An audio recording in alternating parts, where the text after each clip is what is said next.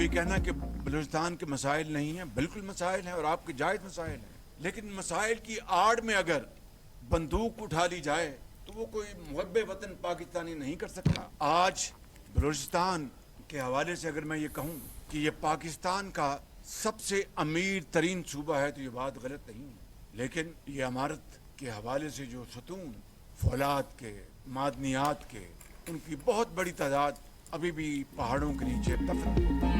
بلوچستان کے مسائل ڈائیلاگ سے حل ہونے چاہیے، وسائل پر پہلا حق عوام کا ہے۔ فتنہ خوارج کو دشمن ملک سے وسائل مل رہے ہیں، مسائل کی آڑ میں بندوق اٹھانے والا پاکستانی نہیں ہو سکتا۔ وزیر اعظم شہباز شریف کا بلوچستان نیشنل ورکشاپ کے شرکاء سے خطاب، کہا بلوچستان میں مسائل موجود ہیں، ان کا حل صرف بات چیت میں ہی ہے۔ ڈائیلاگ کا مقصد آپ کی اور بلوچ عوام کی بات سننا ہے، جو کچھ ہو گیا ہو گیا، اب گرینڈ ڈائیلاگ کرنا ہوگا۔ اگر بلوچستان کے بیٹے اور بیٹیاں اپنا راستہ درست کرنے کے لیے تیار ہیں تو انہیں خوش آمدید کہنا چاہیے۔ ریاست ماں کا درجہ رکھتی ہے اور ماں کبھی نہیں چاہتی کہ اس کے بچوں کو توفیق پہنچے۔ بلوچستان پاکستان کا وہ علاقہ ہے جو بلوچ اور پشتون اقوام پر مشتمل ہے۔ بلوچوں کی تاریخی دلیری، مہمان نوازی، رواداری اور عظیم روایت سے معین ہے۔ بلوچستان کو پاکستان کا امیر ترین صوبہ کہا جائے تو یہ بات غلط نہیں ہوگی۔ ان وسائل کو بروئے کار لا کر پاکستان کی ترقی میں اہم کردار ادا کیا جا سکتا ہے۔ بلوچستان میں مزدوری کرنے والے افراد کو شناخت کی بنیاد پر قتل کرنا کسی صورت جائز نہیں۔ ہمیں خونی سڑک کو امن کی سڑک بنانا ہے۔ ہمارے شہداء اپنی جانیں قربان کر کے دوسروں کو زندگیاں دے رہے ہیں۔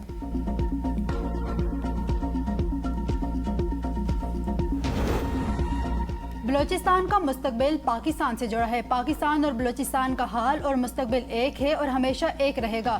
فتنہ الخوارج اور فتنہ ہندوستان کے عزائم کو ناکام بنایا جائے گا۔ فیلڈ مارشل سید عاصم منیر کی بلوچستان کی سیاسی قیادت، رہنماؤں اور معززین سے گفتگو، کہا صوبے کی حقیقی اور پائیدار ترقی کے لیے واضح قومی بیانیہ اور دیر پا امن بنیادی ضرورت ہے۔ پائیدار امن کے بغیر اقتصادی ترقی کا خواب شرمندہ تعبیر نہیں ہو سکتا۔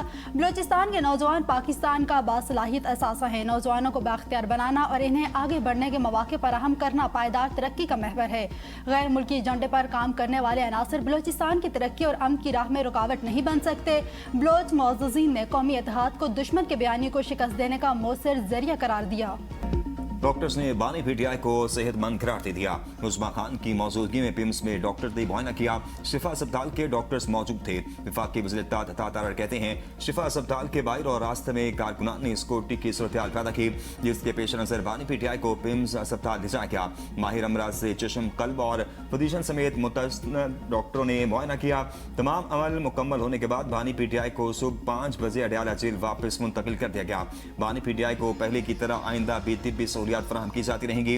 وفاقی وزیر طارق فضل چودھری نے ایکس پر بیان میں کہا مائی ڈاکٹرز پر مشتمل پینل نے معائنے کے بعد بانی کی طبی حالت کو مستحکم قرار دیا۔ شفا اسپتال کے باہر غیر معمولی رش اور سیکورٹی صورتحال کے باعث بانی کو پیمز منتقل کیا گیا۔ صحت جیسے حساس معاملے کو سیاسی تنازع یا غیر ضروری سنسنی کا رنگ دینے کے بجائے حقائق کو سامنے رکھتے ہوئے ذمہ داری کا مظاہرہ کیا جانا چاہیے۔ کوئی ہے جو نہیں چاہتا کہ مسائل کا حل نکلے۔ جو کچھ ہوا بہت بڑی بدقسمتی ہے، اس کی توقع نہیں تھی۔ قومی اسمبلی سے استعفے کا دیا۔ Chairman P T I barrister Gohar کی میڈیا سے گفتگو، کہا بانی پی ٹی آئی کو ہسپتال شفٹ کرنا اور وہاں رکھنا سپریم کورٹ کے فیصلے کے تحت لازم تھا۔ قومی اسمبلی میں بیرسٹر گوہر نے کہا وہ کون ہے جو بانی چیئرمین کو غلط ہسپتال لے کر گئے؟ ہم نے کارکنوں کو ہسپتال جانے اور ویڈیو بنانے سے منع کیا تھا۔ شاید کچھ دن بعد ہم اس اسمبلی کا حصہ نہ رہیں۔ آپ کو اپنے اسٹائل کی جمہوریت مبارک ہو۔ اپوزیشن لیڈر محمود خان اچکزئی نے بانی کی بہن کو ہسپتال کے دوسرے کمرے میں بند کر دیا گیا۔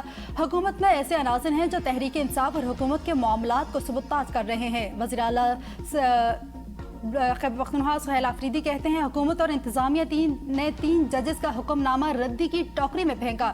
یہ عدلیہ کی توہین ہے۔ اگر عدلیہ اپنے احکامات پر عمل نہیں کروائے گی تو عوام کس کی جانب رخ کرے گی؟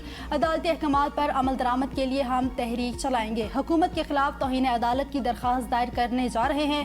27 سپتمبر کے مارچ کی کال اپنی جگہ قائم ہے۔ قانون کی خلاف ورزی کرنے والوں کو کٹہرے میں لائیں گے۔ حلفاً کہتا ہوں بانی پی ٹی آئی بالکل صحت مند ہے۔ آنکھ کا مسئلہ ٹھیک ہو چکا، بلڈ پریشر کی تھوڑی بہت شکایت ہے جس کی دوا دی جا رہی ہے۔ وزیر دفاع خواجہ آصف کا قومی اسمبلی میں اظہار خیال، کہا سیاست دانوں نے قید میں ایک عمر گزاری، اس میں آزمائشیں آتی ہیں۔ نواز شریف کی 2 ماہ پہلے 2 سرجریز ہو چکی ہیں لیکن آج بھی پلیٹلیٹس کی بات کی جاتی ہے۔ امریکہ میں جا کر جلسوں میں بھی مذاق اڑایا گیا۔ ہماری پوری قیادت قید تھی اور ہم ان ہاؤس میں آتے تھے لیکن ہم نے کبھی نہیں کہا کہ ہم یہ کر دیں گے وہ کر دیں گے۔ آپ ایک اقتدار میں ہوتے تو کیا کیا نہیں کرتے تھے. جب اس قسم کے رویے ہوں تو تھوڑا سا برداشت کر لینا چاہیے. آپ نے سیاست کے سٹینڈرڈز گٹر میں ڈال دیے. ہم عدالتی حکم پر منوعین عمل کرنا چاہتے ہیں. توہین عدالت ان لوگوں نے کی ہے جنہوں نے مجمع نہ لگانے کا حکم نہیں مانا. وزیر مملکت داخلہ طلعت چودھری کہتے ہیں پی ٹی آئی والے عدالتی فیصلے پر کہانیاں بناتے ہیں. چاہے پی ٹی آئی ملوث ہو یا نہ ہو, سیکورٹی صورتحال تو پیدا ہو گئی تھی. سیکورٹی صورتحال کے پیش نظر جہاں مناسب ہوا ہم بانی پی ٹی آئی کو لے گئے. تحریک انصاف کی کال پر عمل کا وقت آتا ہے تو گلیاں سنسان ہوتی ہیں. بانی پی ٹی آئی کے اسپتال منتقلی کے خلاف دوبارہ نظر ثانی درخواست دائر. نئی متفرق نظر ثانی میں رجسٹرار آفس کے اعتراضات دور. حکومت نے موقف اختیار کیا کہ اسپتال منتقلی عدالتی فیصلے میں سقم ہے. جیل رولز کو نظر انداز کیا گیا. مرکزی کیس میں حکومت کو فریق نہیں بنایا گیا. 18 اگست کے فیصلے پر نظر ثانی کی جائے اور قانونی نکات کو مد نظر رکھتے ہوئے حکم واپس دینے کی استدعا. چیف کمشنر اسلام آباد کی درخواست کے مطابق قیدی کو نجی اسپتال منتقل کرنے سے اس کی سیکورٹی کے حوالے سے خدشات پیدا ہوں گے اور بیرونی اثر و رسوخ کے امکانات بھی بڑھ سکتے ہیں. اسلام آباد میں مولانا فضل الرحمان کی رہائش گاہ پر اپوزیشن جماعتوں کے اجلاس. محمود خان اچکزئی, راجہ ناصر عباس, بیرسٹر گوہر, سلمان اکرم راجہ سمیت دیگر کی شرکت. اجلاس کے بعد میڈیا سے گفتگو میں مولانا فضل الرحمان نے کہا پارلیمنٹ کے اندر ہماری مشترکہ حکمت عملی ہوگی. ملک میں امن و امان کا مسئلہ ہے. حکومت ریٹ چیلنج ہو رہی ہے. حالات میں بہتری نہیں آ رہی. غلط پالیسیوں کی وجہ سے ملک کو نقصان ہو رہا ہے. ہم گزشتہ 20 سال سے تسلیاں سن رہے ہیں. کب تک خاموش رہا جائے؟ صوبوں کی صورتحال ایسی ہے کہ آگ لگی ہے اور ہم تقسیم کی بات کر رہے ہیں. ہماری مغربی سرحد بند ہے. تجارت اور کاروبار کے مواقع موجود نہیں. اپوزیشن کا 27 ستمبر کا احتجاج اور لانگ مارچ برقرار رکھنے کا فیصلہ. محمود اچکزئی کی زیر صدارت اپوزیشن کا مشترکہ پارلیمانی پارٹی اجلاس.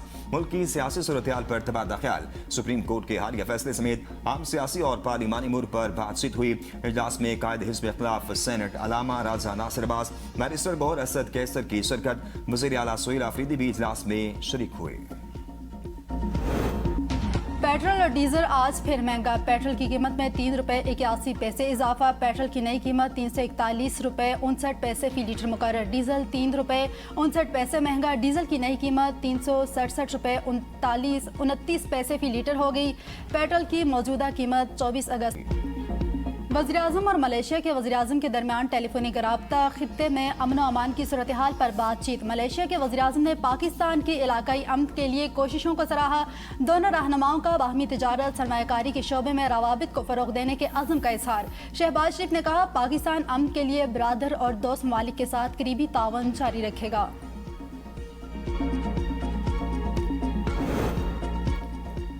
ملیشیا کے وزیر داخلہ کی فیلڈ مارشل سعید عاصم منیر سے ملاقات. دفاعی تعاون, اسٹریٹجک شراکت داری مزید مضبوط بنانے کے عزم کا اعادہ.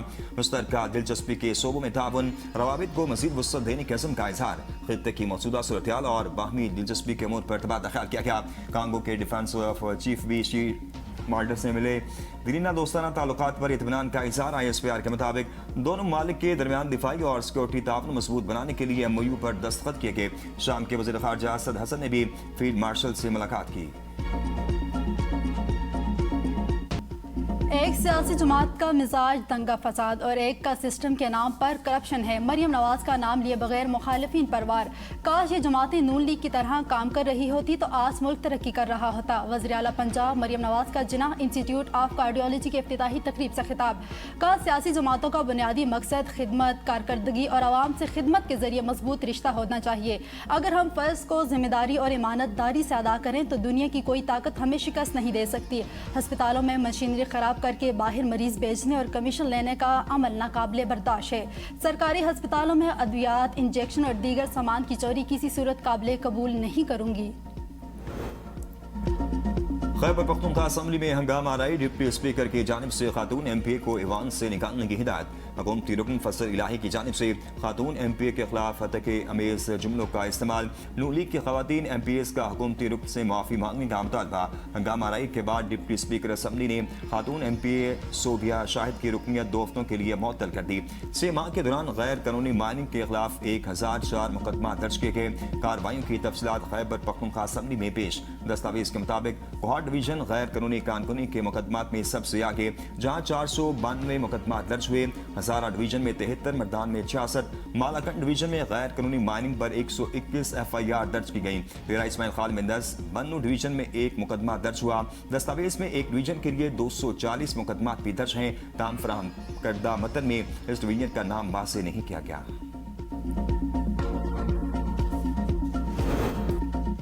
पाकिस्तान और गूगल के दरमियान मफाहमती याददाश्त पर दस्तखत। पाकिस्तान में IT बरामदात को 2030 तक $30 अरब तक ले जाने का हदफ। वज़ीर-ए-आज़म शहबाज शरीफ का गूगल टीम के एजाज़ में इस्तकबालिया। गूगल की जानिब से पाकिस्तान में गूगल कैरियर सर्टिफिकेट के लिए 1.5 लाख सर्टिफिकेट का हदफ मुकर्रर। पाकिस्तान तलबा के लिए गूगल के जदीद मसनूई ज़हानत के टूल्स तक रसाई बढ़ाने के लिए तावन पर इत्तफाक। FBR के डिजिटलाइजेशन के मनसूबे में डेटा एनालिस्टिक में AI का इस्तेमाल होगा।